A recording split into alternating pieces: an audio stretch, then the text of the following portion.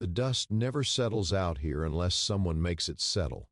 That's what stories are for, so the truth doesn't blow away with the wind. Before this tale begins to burn your chest and stay there, do one thing for us. Subscribe to our channel, share this story with your friends, and keep these Wild West archives alive. Every share keeps another forgotten voice breathing. Now listen close. The first night she learned what a man could buy, the moon was thin as a blade and just as sharp. The saloon smelled of sweat, whiskey, and lies told too often to remember the truth. She stood near the back wall where the lantern light didn't reach properly, hands folded so tight her knuckles were white, eyes fixed on a crack in the floor like it might open and swallow her whole. Her name didn't matter anymore. Out here, names were the first thing to die. When the rancher walked in, the room shifted. He didn't swagger like the cowboys or laugh too loud like the gamblers. He moved like the land itself, slow, heavy, certain it would still be there tomorrow. His boots were clean, his coat worn but cared for. He had the look of a man who didn't need to raise his voice to be heard. The madam noticed him instantly. They always did. Men like that carried money without showing it. He stopped at the bar, ordered water instead of whiskey, and scanned the room like he was counting cattle. That's when his eyes landed on her. She felt it before she saw it. That weight, that sense of being measured. The madam leaned close to him, whispering prices like prayers. He didn't smile. He nodded once. Coins hit the counter with a sound that echoed louder than the piano. Paid. Just like that. The madam's hand clamped around her arm, nails biting through thin fabric. "Be good," she hissed, pushing her forward. She walked because there was no choice. She walked because not walking had consequences worse than fear. Upstairs, the hallway creaked with every step, each door hiding a different kind of sorrow. When they reached the room, the rancher closed the door behind them and set his hat on the table with care. Silence stretched between them, thick and dangerous. He looked at her, really looked, like he was trying to remember something he'd lost a long time ago. Then he spoke, voice low and steady.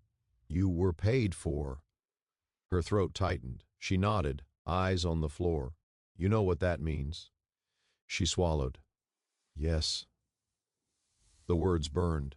She waited for his hand, his demand, the moment she'd learned to endure without screaming. Instead, he sat on the edge of the bed, elbows on his knees, and sighed like a man tired of carrying too much. "You can sit," he said. Confusion flickered across her face. Slowly, she obeyed, perching on the chair by the window. Minutes passed. Nothing happened. The silence became unbearable. Finally, she broke. "You paid for me. Now do it." The words came out flat, practiced dead. Something in him cracked. He stood abruptly, pacing the small room, jaw clenched so hard it looked like it might break. "That's what they taught you to say," he muttered, more to himself than her. He stopped and faced her again. "What's your name?" She hesitated. "Names hurt. Names reminded you that you were once someone." "Mary," she lied. He nodded like he knew it wasn't true, but accepted it anyway. "I'm Thomas Hale." The name carried weight. Ranchers whispered it with respect. Lawmen didn't bother him. He owned land as far as the eye could see and cattle enough to feed a town. He reached into his coat and pulled out more money, placing it on the table. "You're staying here tonight, alone. No one bothers you." Her heart pounded. "Why?" His eyes were dark with something close to shame. "Because I already paid for the lie. I won't pay for the rest." He left without another word, taking his hat, closing the door softly behind him. She didn't sleep that night. She sat on the bed until dawn, waiting for something bad to happen because good things never lasted. When morning came and no one knocked, she cried until her chest ached. The next evening he returned. The madam tried to smile, tried to charm. He ignored her, walked straight to Mary and held out his hand. "You're coming with me." Panic flared. "I can't." "You can," he said, calm as sunrise. "I already settled it." Outside, his wagon waited. She climbed in, hands shaking, heart racing with hope and terror tangled together. The town fell away behind them, replaced by open land and endless sky. His ranch was quiet, wide, alive with the sound of wind through grass. He showed her a small cabin near the main house. "You'll stay here," he said. "You'll eat when you're hungry. You'll work if you want to. Or not." She stared at him. "What do you want from me?" He hesitated just a second too long. "I want you alive."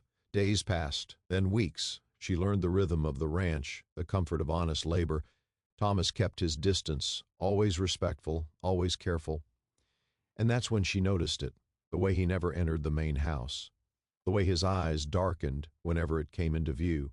One evening, as the sun bled red across the horizon, she finally asked, "Why don't you live there?" He went still. "I have a wife," he said. The words fell like thunder. Her heart sank into her boots. A wife meant rules. A wife meant discovery. A wife meant the end of borrowed peace. "She's not here," he added quietly. "Not anymore. But she's still my wife." That night, the truth came out in pieces like bones unearthed after a storm. His wife, Eleanor, had been strong and sharp-tongued, born to the land the way he was. They'd built the ranch together, dream by dream, fence by fence.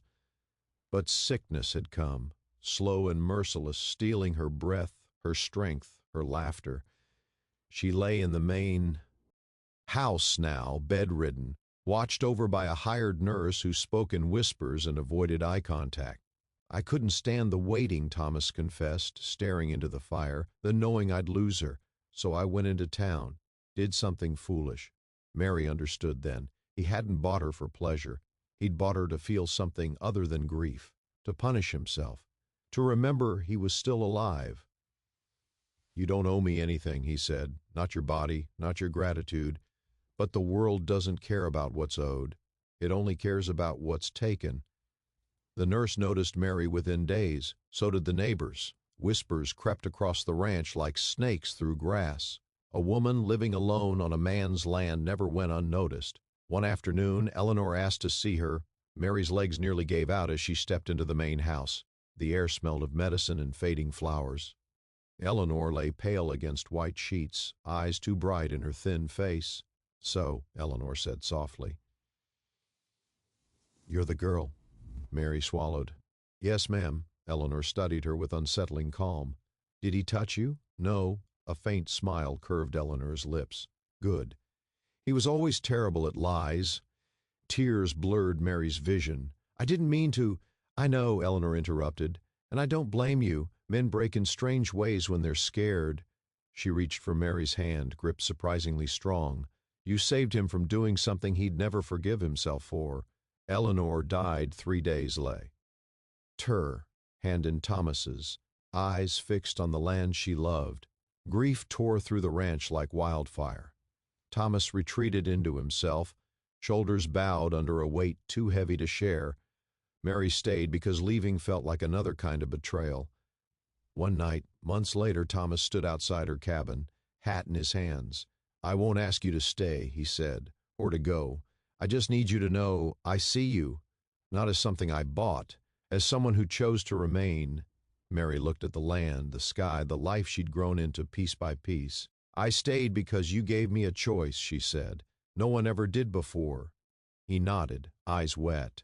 "If you want a place here, truly here, it would be as my partner, equal, free." Silence stretched, but this time it wasn't cruel. She stepped forward. "Then don't ever forget who I was." "I won't," he promised. "It's why I'll never own you."